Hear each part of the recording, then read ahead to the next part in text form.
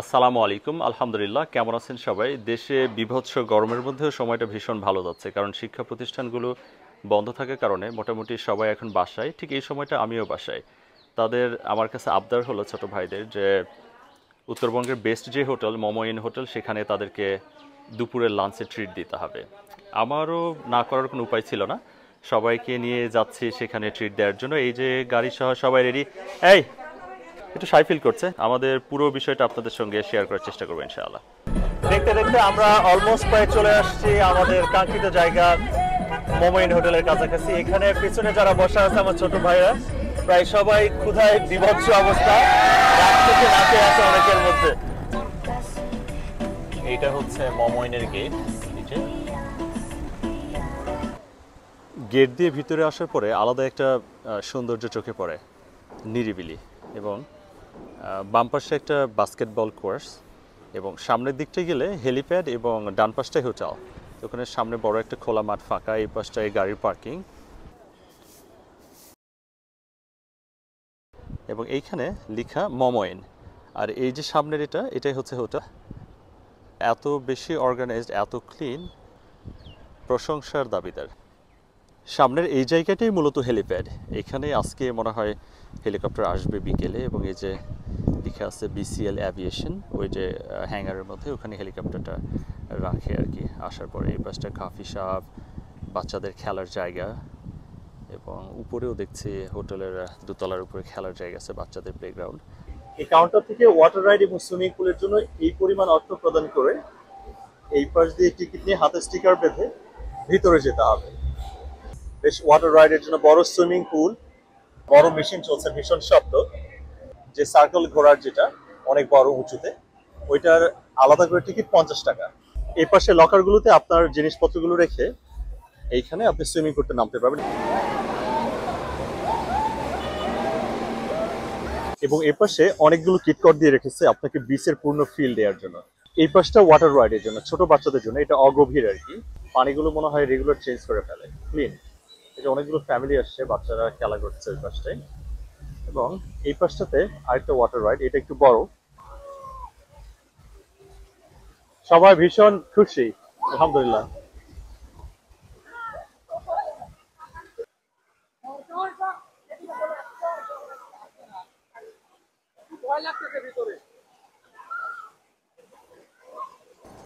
এই ট্রলিগুলো হোটেলের গেস্টকে পুরো হোটেল দেখানোর জন্য ব্যবহার করা হয়। পাশে ওদের একটা পার্ক আছে, সেখানে নেওয়ার জন্য এটা ব্যবহার করে। এবং এই যে বাড়িটা দেখা যাচ্ছে, এটা খুব একটা স্পষ্ট না গাছের জন্য, গাছে ঢাকা। এখানে এই বাড়িটা এবং সামনে ঠিক একই ডিজাইনে আরও একটা বাসা আছে, দুটা পাশাপাশি। এই দুটা বাসা এর মালিকের ছেলের ওয়াইফদের জন্য।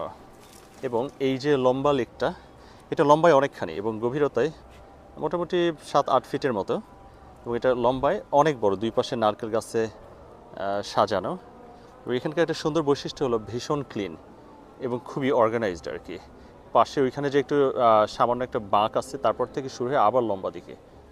একটা ইনফরমেশন একটু কারেক্ট করা দরকার, এর গভীরতা 6 ফিট 3 ইঞ্চ, 7-8 ফিট না। এইখান থেকে লেকটাকে আরও সুন্দরভাবে দেখা যায়, এবং কেউ যদি বোট চালাইতে চায় এখান থেকে ভিউটা আরও বেশি সুন্দর। এই যে নিচে আরেকটা লেয়ার হাঁটার জন্য, এবং তারপর ডান পাশে এই যে এই দিকটায় পুরোনো আমলের একটা ট্রলি। এই পাশ দিয়ে গেলে এখানে হচ্ছে কনভেনশন সেন্টার। আর এই যে পাশে এইটা হচ্ছে লেকের এই মাথার শেষটা, এখানে অনেকগুলো বোট রাখানো আছে, স্পিড বোট এবং প্যাডেল বোট। আপনি নিয়ে এখান থেকে বোটিং করতে পারেন। এই যে এদিকটা এই পথা দিয়ে লাস্ট দিকে, ভেতর দিয়ে না গিয়ে আমি পাশ দিয়ে যাই। এদিক দিয়ে লাস্ট পথা এরকমই, এবং সামনের দিকে গিয়ে লেকের ওই পাশে যাওয়া। লেকের ওই পাশটা আমি তেমন কিছু দেখছি না। আচ্ছা, আমি পেছন দিকটায় ফেরত যাই। এই যে সামনে কালো যেটা দেখা যাচ্ছে, কয়েকটা ছেলে দাঁড়ানো, এইটা হচ্ছে বারবিকিউ করার প্লেস মনে হয় না? হ্যাঁ, এটা বারবিকিউ করার প্লেস। এইখানকার ভিউটা অনেক সুন্দর। এটা হলো ইনডোর বারবিকিউ প্লেস। এই যে এই জায়গাটাতে বারবিকিউ করা হয়, এবং আউটডোরেও জায়গা আছে।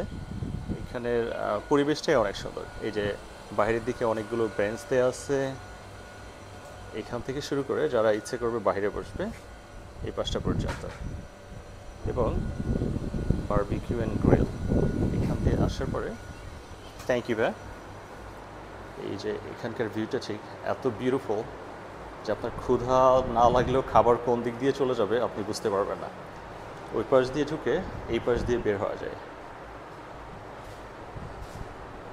এখানে পানি থাকার কারণে বেশ ঠান্ডা বাতাস। আলহামদুলিল্লাহ, থ্যাংক ইউ ভাই। এই যে এদিক হয়ে একদম লাস্ট মাঠের ওদিকটা হেঁটে যাওয়া যায়, পাশে অনেকগুলো বসার জায়গা। এটা চেনা যায়, এটা কিন্তু গ্রাম বাংলার ঢেকি যেটাকে বলে আর কি, আগে ধান ভাঙা হতো। এটা হচ্ছে মিঠাই ঘর, এবং আমি আসলাম ওই যে ওটার ভিতর দিয়ে। এটা হচ্ছে যে আউটডোর বারবিকিউ প্লেস, এবং এর পাশ দিয়ে অনেকগুলো দোলনা দেয়া আছে। এখানে গেস্টরা আসার পরে তাদের বিনোদনের কোনো কমতি থাকবে বলে আমার মনে হয় না। একটা স্টার মানে কোয়ালিটি সম্পন্ন হোটেলে যা যা থাকা প্রয়োজন তার সব কিছু এখানে আছে। ওই যে একজন লেকে বোটিং করছে।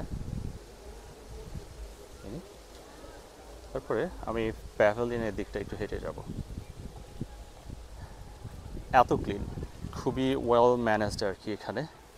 এই সামনের দিকটাই প্যাভিলিয়ন, এবং এরপর এদের একটা পার্কও আছে অনেক বড়, আমরা সেটাতেও যাব।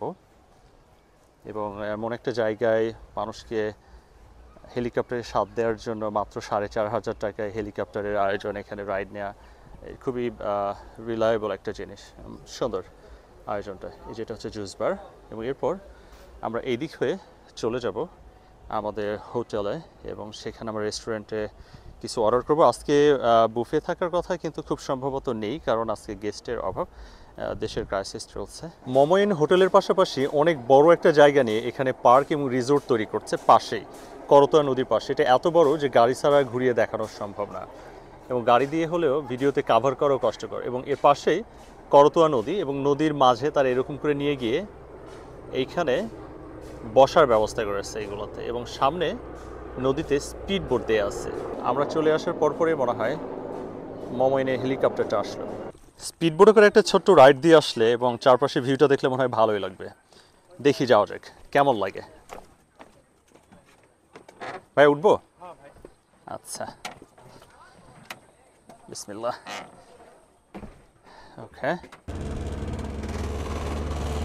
প্রত্যন্ত একটা জায়গা। এখানে কিন্তু এর মালিককে বগুড়াতে জমি কেনা একদম নিষিদ্ধ করে দিয়েছে। তিনি চাইলেও আর জমি কিনতে পারবেন না, মানে এখানে এত জমি উনি কিনে ফেলছে।